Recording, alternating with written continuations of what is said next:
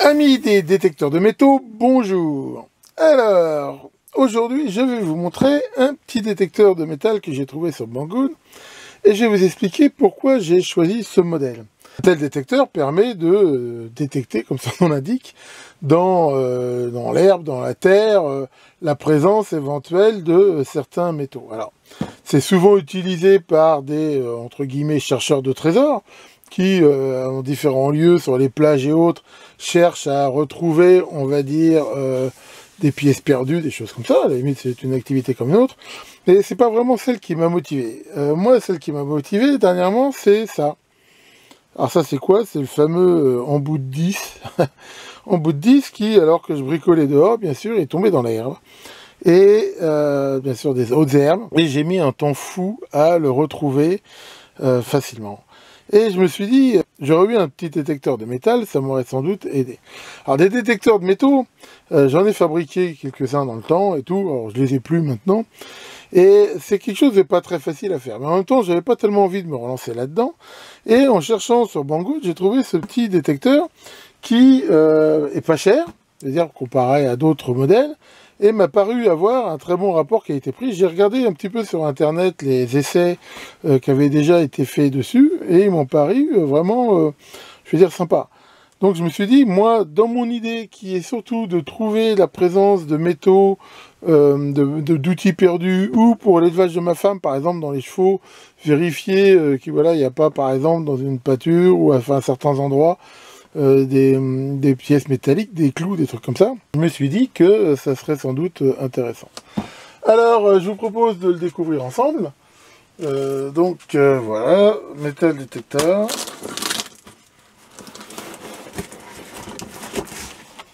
Voyons ça. Oula, bien sûr, je ne vais pas dans le bon sens. Donc, à l'intérieur, nous avons une notice, Underground Metal Detector, a priori en anglais. Mais bon, a priori, ça n'a pas l'air d'être bien compliqué à utiliser. Peut-être qu'on trouve la notice en français, il faut chercher. Ensuite, nous avons le boîtier détecteur en lui-même, on va le regarder de plus près. Et la manche, voilà ici, donc qui va permettre de tenir. Le tube métallique qui, voilà, en gros, est une sorte de rallonge hein, pour le faire fonctionner.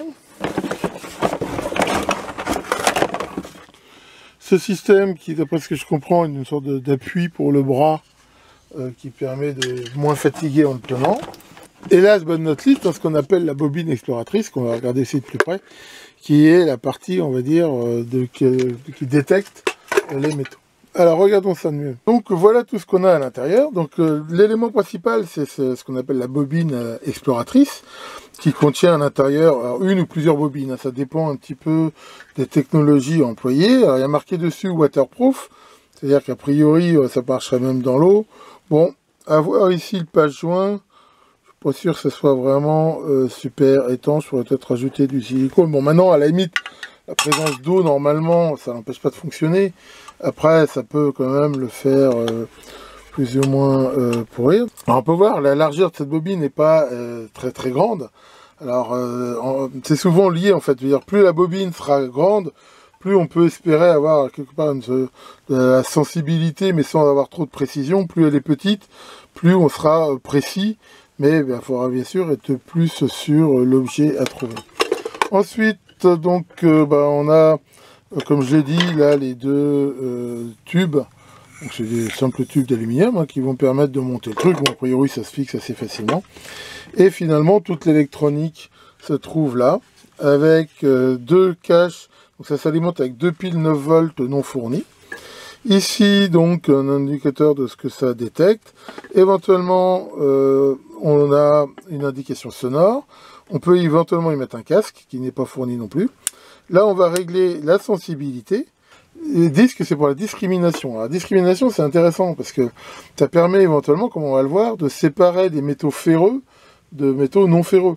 Or, par exemple, des fois, on ne cherche pas forcément d'avoir voilà, des trucs en fer, parce qu'on peut trouver beaucoup de saloperies, de trucs comme ça, et on cherche éventuellement plutôt des trucs non ferreux, de l'argent, du cuivre, du laiton, voire de l'or, pour les plus chanceux, comme ça. Bon, alors, je vais monter le biniou, et on va faire déjà un premier essai. Bon voilà, donc admettons que j'ai perdu ici un boulon que j'arrive pas à retrouver. Et donc là, voilà, on peut voir qu'il sonne ici, par là.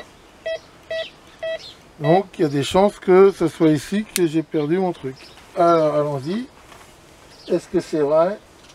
En effet, voilà. Alors c'est vrai qu'il n'était pas enterré très très profond. On peut regarder un petit peu là la sensibilité, par exemple, pour trouver un truc comme ça.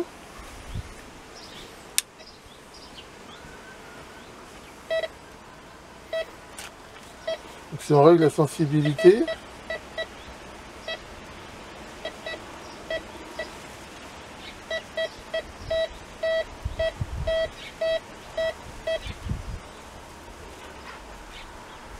voilà, on voit que c'est quand même pas énorme. C'est de l'ordre ici de 10 cm à peu près. Voilà, faut pas espérer avec ça trouver des choses très profondément enfouies. Enfin bon, encore une fois, c'est pas mon but, hein. Moi, mon but c'est plutôt de retrouver des trucs perdus dans l'herbe. Et là, on voit que ça le fait plutôt bien. Alors testons un petit peu justement la discrimination. Donc là, si je la mets au minimum, on peut voir que j'ai quelque chose là de ferreux. Voilà, on peut voir qu'il le détecte bien sans problème. De même que là, par exemple, un bout de laiton, on voit qu'il le détecte aussi. Si par contre, j'augmente un petit peu la discrimination, voilà, on voit qu'il ne détecte plus le fer, alors que il détecte bien ici le laiton. Donc, ce qui montre bien que en fonction du réglage de cette discrimination, on peut éventuellement un petit peu sélectionner le type de métal que l'on recherche. Bon, et ben voilà pour ce petit détecteur qui, ma foi, fait bien le job. Alors attention, entendons-nous bien, ce truc-là, c'est vraiment un truc d'entrée de gamme. Comme on voit, il coûte pas cher, il coûte moins de 50 € port compris. Et voilà, si vous voulez vraiment faire de la détection de métaux sérieuse et tout, je suis sûr que c'est pas le modèle qu'il vous faut. Là, il y a des modèles beaucoup plus sophistiqués, beaucoup plus sensibles. Enfin, je vous renvoie sur des chaînes comme Tonin ou autres qui, voilà, connaissent ça beaucoup mieux que moi et vous conseilleront sans doute des modèles beaucoup plus adéquats. Moi, mon but, c'était vraiment pas ça. Mon but, c'était vraiment d'avoir un truc simple, pas cher, mais qui permet de facilement retrouver les trucs dans l'herbe, comme je l'ai montré, et pour ça, il fait vraiment le job. Et je dirais même que, si on compare, je veux dire, la qualité globale du biniou par rapport à son prix, moi je trouve que c'est plutôt une très bonne affaire, je veux dire. Hein. Voilà, c'est vraiment un truc, faut pas en attendre des miracles, mais pour, je dirais, faire de la recherche de métaux comme ça, vite fait, c'est très bien. Ça peut aussi être un bon choix, par exemple, pour un débutant, un enfant, par exemple, qui voudrait commencer à faire de la recherche, des trucs, voilà, avec quelque chose de simple à utiliser. Vraiment, pour moi, c'est plutôt un bon truc. Alors, quels sont les points un petit peu que j'ai pas trop aimé? C'est vrai que le manche est un petit peu court. C'est-à-dire, bon, moi, je mesure 1m83. Comme on le voit, il y aurait 10 cm de plus sur la tige, ça ferait pas de mal. Bon, d'un autre côté, je veux dire, c'est un simple tube en alu. Je pense que c'est assez facile d'en faire une rallonge si ça pose problème. Donc, comme moi, c'est une utilisation occasionnelle, je vais pas le faire. Je pense que c'est assez facile à faire. Après, on voit que c'est alimenté avec 2 piles 9 volts. Et les piles 9 volts, le problème, c'est que souvent, elles n'ont pas une super capacité.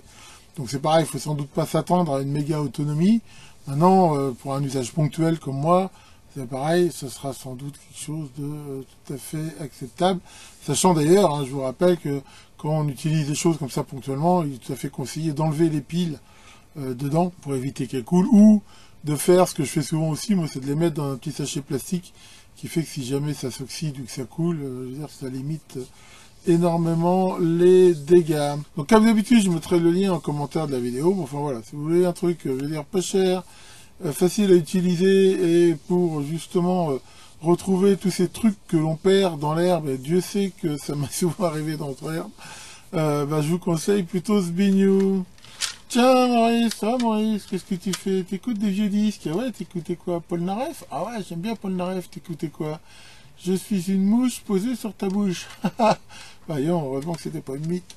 Bon, allez là-dessus, que le grand coil vous fasse de belles détections et à très bientôt pour de nouvelles vidéos.